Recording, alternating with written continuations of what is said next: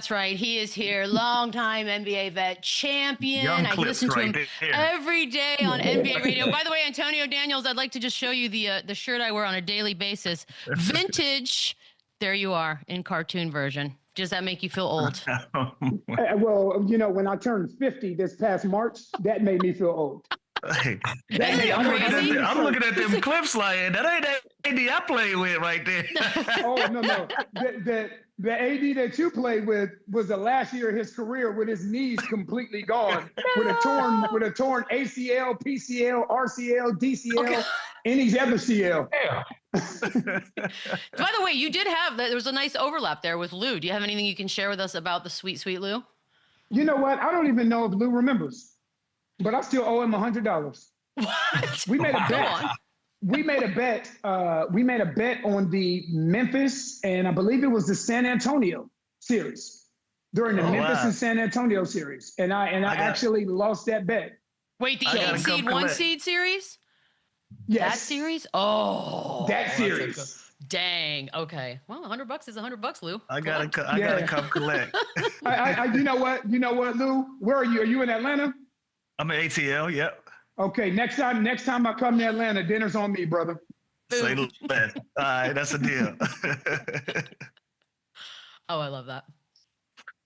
AD, I want to ask, man. Now that the NBA finals are set, give me your predictions. Give me the vibes. Well, how do you see this thing playing out? I'm gonna be honest with you guys. Like I'm the guy that has always underestimated the Indiana Pacers. I actually picked them to lose first round against Milwaukee. Then I picked them to lose second round against Cleveland, and then I picked them to lose against the New York Knicks. Yep. I guess four times a charm because I'm picking them to lose against the Oklahoma City Thunder. Against the Thunder. That's right. Man, That's right, Chandler. But I mean, with all due respect, this is a really good basketball team. You see a young and upcoming star in Tyrese HALIBURTON, who has been fantastic. But listen, man, this is no disrespect to the Indiana Pacers. This is more about giving respect to the Oklahoma City Thunder. Coming into the playoffs, we all thought, you know what? They're inexperienced. They're too young. We don't know if they actually have enough to get over the hump. There is no skipping steps. I haven't seen a defense like this in a long time. So it's not about disrespecting the Indiana Pacers. It's more about giving respect to the Oklahoma City Thunder. I got the Thunder in 5. Yeah. There it is. All right. Okay. Antonio, you're not alone on that, because even us on this panel, we've been going against the Pacers all postseason long. And again, I think it's just because the trust factor of it, going against the Giannis or going against these teams that they went. But they do have Tyrese HALIBURTON, and there's been a Pascal Siakam, and now their bench is unbelievable. But Tyrese HALIBURTON, there's been a lot of debate whether he's a superstar or not. Can you answer that? Like, is he a superstar? Is there levels? Is he a star? Is it like, I think this is all subjective as far as what a superstar is. Now, if we're talking to me, I'm just talking about to me, superstar transcends the 4 lines, transcends it. It's not about stats. It's not about wins and losses. It's about other things. It's about charisma. It's about commercials. It's about selling shoes. It's about global presence. It's about all the other things outside of simply scoring a basketball. There are a lot of guys that I know you played with, Chandler, a lot of guys I know you played with, Lou, that can score the basketball, that are great NBA players, but that doesn't put them in the superstar category. So I think there are levels to this. I don't know what, to each person, like I'm sure if you ask all of us, if you ask myself, if you have Bees, if you have you, Lou, and you ask Chandler, I'm sure we may all have 4 different interpretations and definitions of what a superstar is. Agreed. Because AD, I'll tell you what mine is. When these guys come into town, and if them ticket prices stay the same, that's right. You ain't a superstar yet. That's right. If that 150 ticket is still 150 when you come into town, and somebody got to remind you that, hey, you know, so and so here tonight, that ain't superstar status. When you get dressed and you lay your clothes out, and hey, next week, so-and-so is in town, we going down to the game, and it's something to look forward to, and that ticket price is a little higher, and you're affecting the economy in that city, you're affecting how that city move and the way that restaurants promote, and hey, we're gonna do this at the bar, and we got an after party here and all of those. If you don't affect how that city moves for that night, not superstar status yet. And I agree with you. And maybe it's not up to us to determine what a superstar is. Oh, yeah, Maybe subjective for sure. Yep. Right. Maybe the fans will determine what a superstar is, because you're 100% right.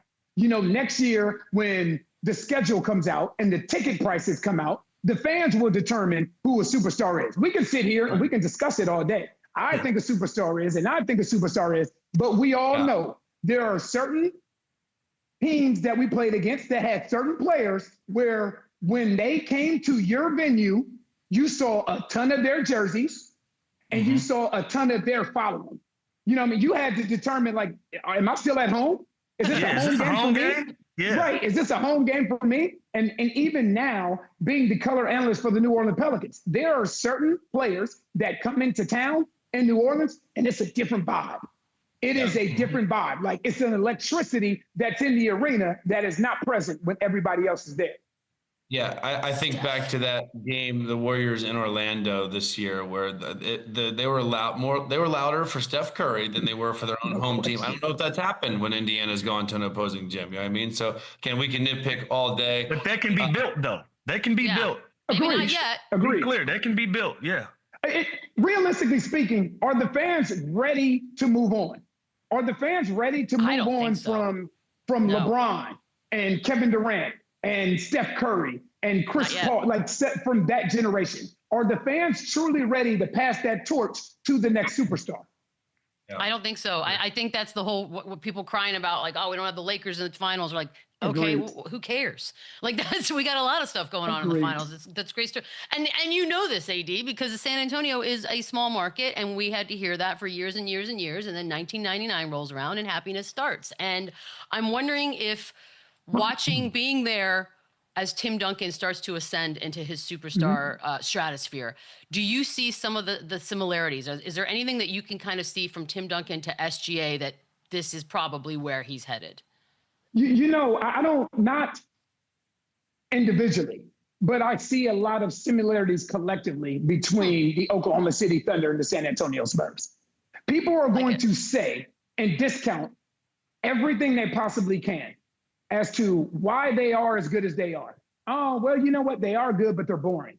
Oh, you know what? The Oklahoma City Thunder are good, but I don't like SGA style of play. So you're going to do everything that you possibly can to discredit why they are as good as they are, as opposed to simply saying, you know what, man, this is a flat out good basketball team. Man, think about it. Right now, the Oklahoma City Thunder on the season are 80-19. 80-19. And you know what's dominating the headlines, though? SGA, and is he a fill in the blank, free throw, whatever it is you want to call it. That's more that's dominating the headlines more than anything else. Oh, Oklahoma City is good, but I'll tell you this, and I would ask you guys this question. When is the last team that you've seen in this league that honestly, they can put 5 guys on the floor who you can honestly say are all deserving of being first or second team, all defensive, all talent type of players? Man. Been a while. Yeah. Gotta agree with you. Another guy that SGA has been drawing some parallels to in his impact, and you were in OKC, you were an analyst at this time, is Russell Westbrook. How have you seen the advantages that SHAI has been afforded, what he's done in the city, how he's impacted OKC, how he's elevated the city and elevated himself, and the impact that he's had in OKC the same way that Russell did? You know how hard that is to do in a small market? And I understand with social media now, things have changed. And again, no disrespect to the big markets. I have to say that before I have to preface that before I say what I'm about to say. But it's awesome to see guys embrace being in a small market and elevate that small market. Because what we're accustomed to seeing in the past is you have a good player in a small market, and now either the player is thinking of ways to get out, or there's a national narrative surrounding that player about how to get him out to a bigger market. When I saw Russell Westbrook and Kevin Durant win MVP in Oklahoma City, in one of the smallest markets in the NBA, that speaks volumes. And in today's NBA, with social media being as prevalent as it is, to watch GILGEOUS-ALEXANDER not even following their footsteps, and I dare to say this, but almost surpass it if he has the opportunity to bring an NBA championship to Oklahoma City, I think that's truly special. And that should be the topic of conversation as opposed to some of the other topics. Yeah, Antonio, you kind of led me right into my next question there. SGA, regular season MVP, Western Conference Finals MVP. Now they're in the finals, heavy favorites. If he can win this championship, does that make him the greatest Thunder player of all time over Kevin Durant, over Westbrook? Ooh, you trying to get me in trouble. Listen, it's hard not to, because when you put them all next to each other, and we all know this, because we can't have a conversation about the greats of generations or the greats for a particular team without splitting hairs. SGA has won an MVP. So did Russell. So did KD. SGA has led the league in scoring. So did Russell. So did KD. SGA, if he wins that NBA championship, sets himself apart, because that's something Russell Westbrook and Kevin Durant didn't do. Mm-hmm. AD, we got to get a little Pelicans. Obviously, we got you here. Your day job. And, you know, there was a lot of talk about Zion, what's coming, what's going to happen. And then we've got these serious allegations that have now come out. And I'm wondering if the talk around the team has gotten louder just on the idea of do they move Zion? Do you think Zion's there next season? Obviously, I'm as far as the allegations, I can't speak on something I'm not knowledge on. Yeah. You know what I mean? So I wouldn't even feel comfortable. I'm not dodging the question. I just don't know. I know as much about that as everybody else does. And for me, I know that now Joe Dumars, being the president of basketball operations, him and Zion have had numerous conversations. There's a reason that they sent Zion to the draft lottery to represent the New Orleans Pelicans, right? Yeah. They're trying to turn the page now and move forward with this young man being the face of the organization and the face of the franchise. So no rebuild, because I swear this is one of those teams where we're like, are they rebuilding? It's like the Bulls now. It's the new version.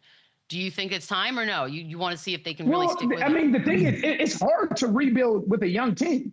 Yeah.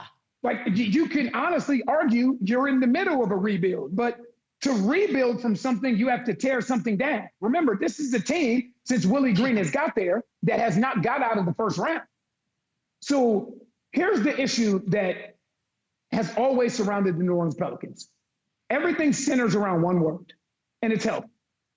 Everything centers around the health of this team. If you put this roster whole and healthy next to any other roster in the Western Conference, this is a top 6 team. This is a playoff team.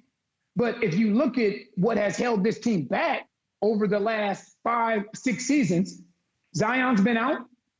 DeJounte Murray tore his Achilles after breaking his hand. Trey Murphy had a season-ending injury. Herb Jones had a season-ending injury. CJ McCollum was out for a significant amount of time. Jose Alvarado. And listen, I'm not telling you guys something you don't know. It is very, very difficult to win in this league without your core being whole and healthy. For me, I just want to see what this team looks like whole and healthy for a consistent amount of time. Yep, that's the dream. AD, love this. I'm so glad we got you on. We're listening today. Give Rob a hard time. His knowledge of movies is sad and pathetic. Yes, as far it as is. the years. Thank you. I guess pass it on. We'll talk soon. Sir. Appreciate you guys. We'll be back.